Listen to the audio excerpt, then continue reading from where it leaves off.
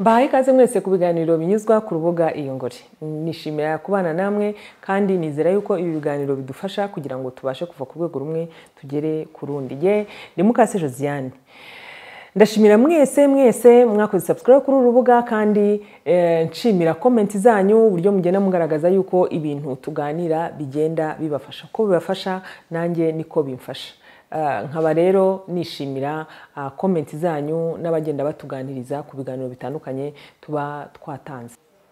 Uyu munsi tugiye kuganira amagambo 8 tuvuga akagira ingaruka zitari nziza ku buzima bwacu, zitari nziza ku ntego zacu, zitari nziza kuri vision zacu, ndetse zitari nziza no ku buzima bwacu muri rusange. Ayo magambo 8 tugiye kuvugaho ni amagambo ubundi atakabaye abantu nimba hari ahantu wifuza kugera, kandi abantu turimo kuganira ibiganiro byose twagiye tugira murabizi yuko dufite intego runaka twifuza kugira. Dushaka kubaka imiryango yacu neza, dushaka kurera abana bacu neza, dushaka kuva ku rwego rumwe kugera ku rundi muri business dukora, dushaka kuva haba no mu kazi dukora ka buri munsi. Icyo waba ukora cyose kuva wifuza kugira ahantu ugera, ano magambo ubundi ntago yakagombye kuba mu magambo ukoresha umunsi ku munsi. Mu kanwa kawe ntago yakagombye kuvamo kubera yuko azakuzitira. Ni inzitizi zikubuza kugera ahantu wifuza ahariho hose. Ayo magambo 8 rero nayahe.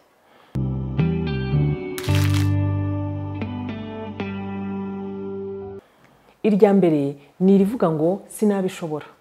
Sinabishobora ubundi ntago yakagombye kuba mu magambo dukoresha kubera yuko hari abantu benshi babishoboye. Kanaka nimba yarabishoboye na kanaka kabishobora, ntabwo wowe ukurikije uko Imana yakuremye, ukurikije aho wifuza kujya, ntabwo wowe byakagombye kukunanira. Upfa kuba wabyifuje kuko baravuga ngo gushaka niko gushobora. Ariko iyo umaze kuvuga ngo iyo umaze gusohora ayo magambo byenforoma ubwonko bwawe, bibwira ubwonko yuko utabishobora.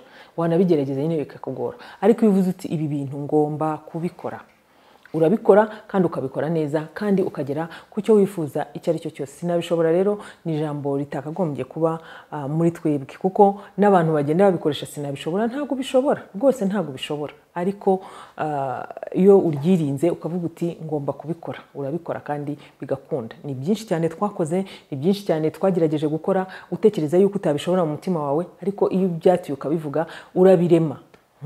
Ijambo watuye ukarivuga urarirema rikabaho koko ukabasha kutabishobora. Ibyo tuvuga rero tugomba kumenya neza cyane ibyo tuvuga, kuko kenshi bibaho kuko tuba twabiremye bikabasha kubaho.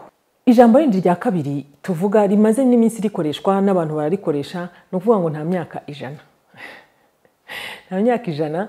Hari amaterime aza agakoreshwa cyane kandi akarema ibintu byinshi bitandukanye. Iryo jambo si kurivuga no kwirimitinga cyane, naho waba urimo kwikinira. Kuki ukina mu bintu nk'ibyo ngibyo? No kuvuga ngo nta myaka 100, imyaka 100, imyaka ni iki se? Imyaka ni mu mibare. Oya, umuntu ashobora no kubaho imyaka 30 ariko bakabaho imyaka 100 ukurikije ibikorwa yakoze, ukurikije ibitabo yanditse na n'ubu tugisoma, ukurikije ibikorwa bitandukanye yagiye akora. Hari abantu bakivuga kandi barapfuye kera. Iyo turimo kuvuga abantu usanga iyo barimo kuvuga ngo kanaka, Martin Luther King, Mandela, abantu benshi tuzi babaye intwari bakivugwa. No kuvuga ngo muri iki gihe ugomba gukora ibintu bishobora gutuma ubasha kubaho imyaka 100 n'irenga. Noneho no mu myaka muri rusange, imyaka 100 dufite grammaire bacu, dufite abanyogokuru bacu bayibayeho. No kuvuga ngo kuyibaho ibyo ngibyo nta kintu bitwaye, ahubwo wowe urimo kuyibaho, urimo kuyikoresha guti. Nta myaka 100 rwose ntago ari ijambo twagombye gukoresha. Njya numva n'ababyeyi barikoresha, ukumva n'abantu bakuru bakagendana n'ibihe ngo barimo kugendana n'ibihe, ariko really biba bifite icyo bivuze. Ikintu cyose usohoye mu kanwa kawe kiba gifite icyo kivuze, haba ku buzima bwawe cyangwa se ku buzima bw'abandi. Irindi jambo ni ukuvuga ngo guhora uvuga ngo nzaba mbikora, ndacyafite igihe, igihe kiracyahari, nzaba mbikora. Oya, nimba hari icyo ugomba gukora kuri uyu munsi gikore, kubera yuko igihe ntago ari twebwe tugiteguye, ahubwo igihe kigenwa n'Imana. Nzaba mbikora rero ntago irimo ibikorwa ugomba gukora uyu munsi. Nimba hari ibikorwa wateganyije ku munsi ugomba gukora, bikore kubera yuko ejo ntago hazi.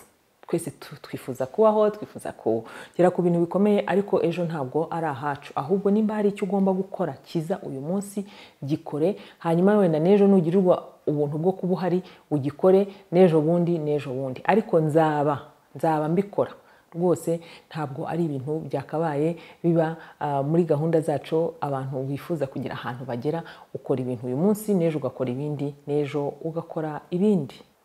Irindi jambo naryo rituma tutabasha kugera ku ntego zacu ni ukumva yuko ibintu wamye ubikora gutyo.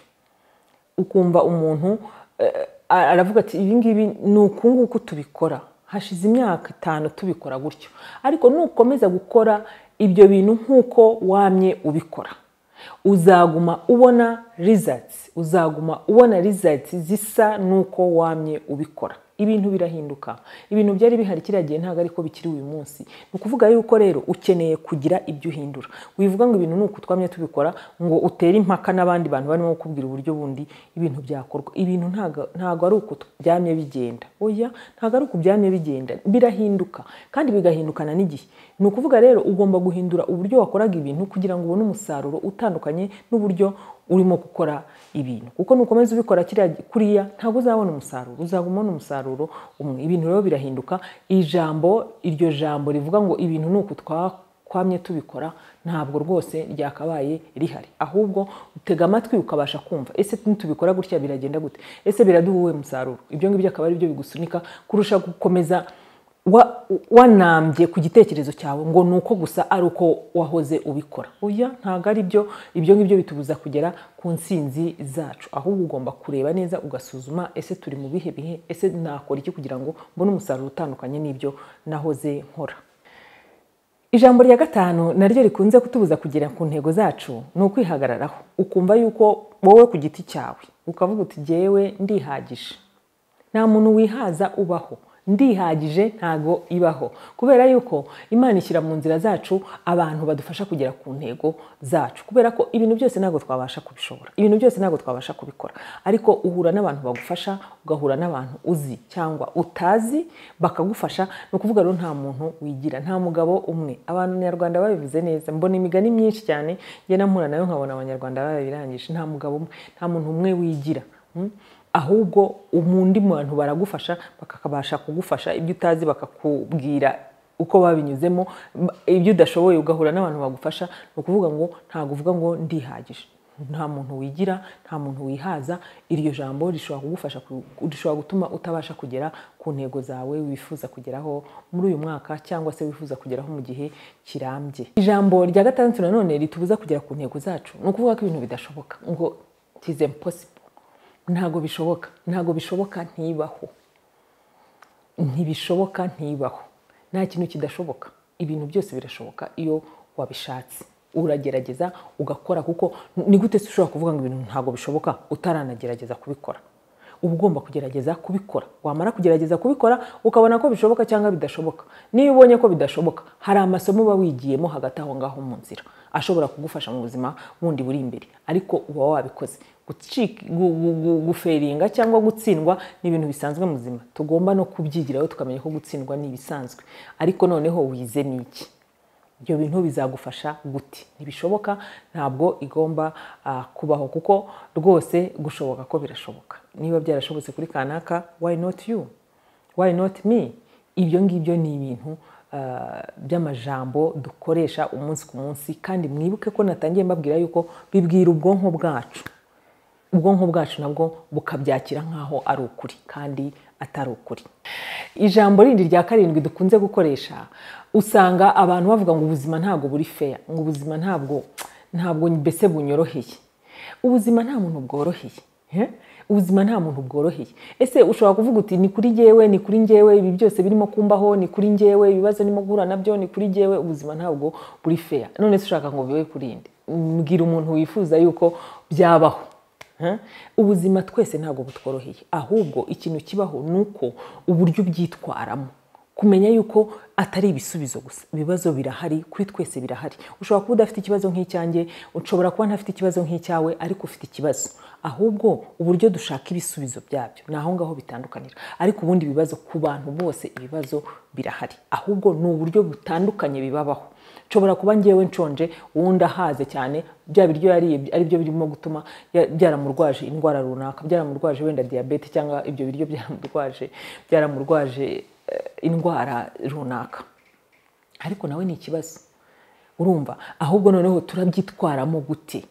Ubuzima rwose ni ibisanzwe, ibibazo duhura nabyo ni ibisanzwe, ntabwo ari ukuba fair cyangwa kutaba fair. Oya, ibyo ngibyo byo kuvuga ngo ubuzima ntabwo buri fair kuri jyewe, hoya, ahubwo no kuvuga ngo ibyo urimo kunyuramo n'abandi barimo kunyura mu byabo. Ahubwo urabyitwaramo gute? Urafata ibyemezo bihe? Ufite ubwenge bungana iki bushobora gutuma ufata ibyemezo byiza bishobora kukuvana muri icyo kibazo, kuko ibintu byose bigeraho bigashira. Nta gihe ibintu bidashira, bigeraho bigashira, ariko noneho ugomba kubyitwaramo neza. Ntuwumve yuko witotomba ko ari wowe bibaho gusa. Oya, ntabwo ari wowe bibaho gusa, ahubwo n'abandi bibabaho. Ahubwo babyitwaramo gute? Ijambo rya 8 ritubuza kugera ku ntego zacu ni ukuvuga ngo nzagerageza. Nzagerageza. Buriya iyo uvuze ngo nzagerageza, ntabwo uri committed, ntabwo uri engaged, ntabwo uba wumva nyine nzabikora cyangwa se nzabikora. Ushobora kuvuga ngo nzabikora, nzagerageza. Ibyo ngibyo rero bituma udashyiramo imbaraga, bituma utaba motivated kugira ngo ubashe gukora iki kintu. Ntabwo uvuga ngo nzagerageza, uravuga nzagikora, nzagerageza. Kenshi tubuza kugera ku ntego zacu kuko uba wumva ari ibintu byo kubahatisha, uba wumva ari ibintu byo gushakisha. Niyo bikunanira uravuga ati naye nabivuze yuko n'ubundi nzabigerageza. Oya, nzabikora. Ugasanga umuntu aravuga ati ngiye kwimarira, ngiye kugerageza. Oya, ugiye kubikora, ntabwo ugiye kugerageza, ugiye kubikora. Ukumva umuntu aravuga ati rwose umwaka nzata ibiro 5, nzagerageza. Oya, nzabikora. Amajambo nka nzabikora niyo agomba kuba mu kanwa kacu ka buri munsi. Ano magambo nimo kuvuga ni amagambo 8 nifuje kugira ngo tuganire, kubera yuko murabibona yuko dufite ibintu byinshi byo kugeraho. Mwabibonye yuko uyu mwaka twifuza kugera ahantu hatandukanye kuri twese. Ni ukuvuga rero tugomba kumenya ni izihe ntwaro tugiye kurwanisha muri uyu mwaka kugira ngo tubashe kugera ku ntego zacu. Ni izihe ntwaro? Amagambo rero tuvuga ni amwe mu ntwaro tugiye kurwanisha, kubera yuko abwira ubwonko bwacu. Nimba mvuze ngo nzabikora, arabibwira ubwonko, noneho ubwonko nabwo butangire butekereze yuko ibyo bintu ngomba kubikora. Ibi byose rero wowe urimo kudukurikira, ndagusaba kugira ngo udushyire muri comment ibitekerezo byawe uko ubyumva. Wowe hari ubwo wabikoze bigakunda, hari amajambo amwe namwe ujye ukoresha agakunda, agatuma ubasha kugera aho wifuza kugera. Ibyo ngibyo bishyize muri comment biradufasha kuganira no gusangira ibiganiro muri rusange. Ndabashimiye rero mwese mwakurikiye iki kiganiro, kandi nizera yuko kiri budufashe kugira ngo tumenye ibyo tuvuga, tumenye amagambo turimo kuvuga, kuko twifuza, hari ahandi hantu twifuza kugera, kandi hari n'ibikorwa byinshi mu biganiro twakoze twifuza kugeraho. Ibyo ngibyo rero ano magambo azadufasha kandi atume twihuta tubashe kugera. Ndabashimiye kandi mbifuriza kunegerwa n'ibindi biganiro byose Iyungure ibagezaho.